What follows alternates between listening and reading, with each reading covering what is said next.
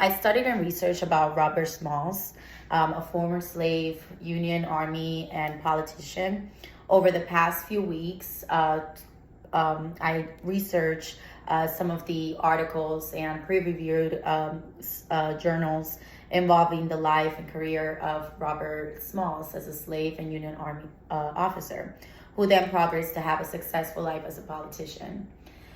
Breaking the barriers and stereotypes placed upon colored people to succeed in life, Robert Smalls can be described as a hero and symbol of success for African Americans.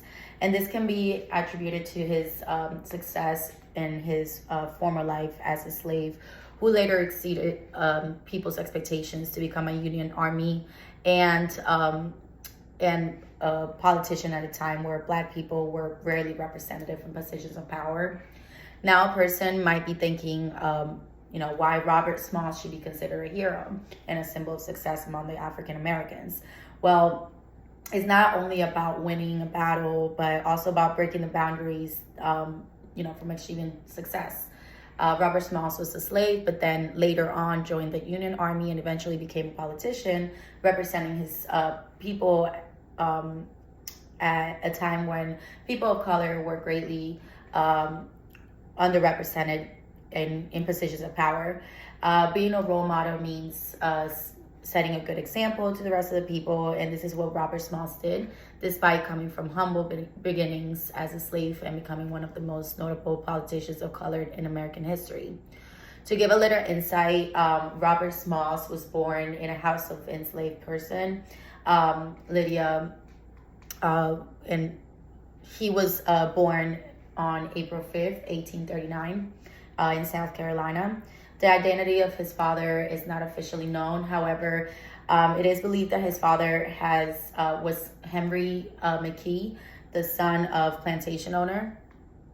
When he was about 12 years old, the McKee family moved to Charleston, where he was hired as a worker on the waterfront. Eventually, he became a sailor, and that's Marshall 2010.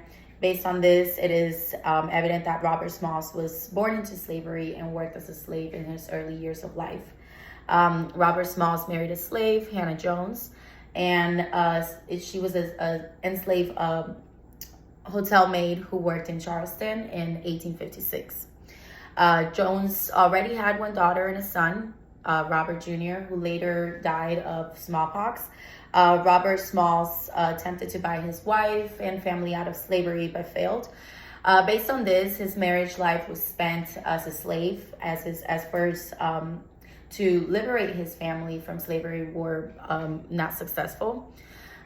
Despite of being born in slavery, bred, worked, and married in slavery,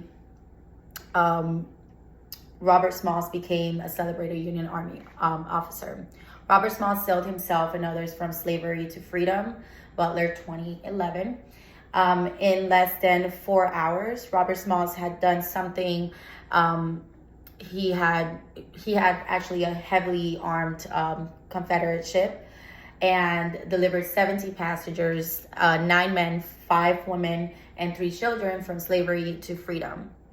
Robert Smalls traveled to Washington to meet President Abraham Lincoln, where he persuaded Lincoln to permit Black men to serve in the Union Army, Lawrence 2017. His efforts were a success as they led on more than 5,000 former slaves being commissioned to fight for the Union. And then afterwards, Robert Smalls became a pilot of a Union ship and later became the captain of the Planter. Now, Robert Smalls became the first ever Black man to be promoted to a captain, although he was never a commissioned officer. Robert Smalls was granted a pension equal to that of a Navy captain in 1897. Apart from being a slave from childhood and a Civil War hero, Robert Smalls continued to advance his life, becoming a successful politician in his history of colored people. Robert Smalls was a loyal Republican, which passed laws that granted protections for African Americans, Simpson 2016. And Smalls wrote to U.S. Senator Knute Nelson on August 22nd of 1912, and I quote, "I never lose sight of the fact that had it not been for the Republican Party, I never would have been an officer holder of any kind from 1862 to the present. These words later were described as the Party of Lincoln, which unshackled the necks of a billion human beings who were held as slaves. Most of these ideas were blocked by the Democrats, and Robert Smalls remained to be affiliated and loyal to the Republican Party. As a politician, Robert Smalls served the local, state, and national levels, dedicating his life of enriching the lives of other people by advocating fairness, justice, especially for the Black people.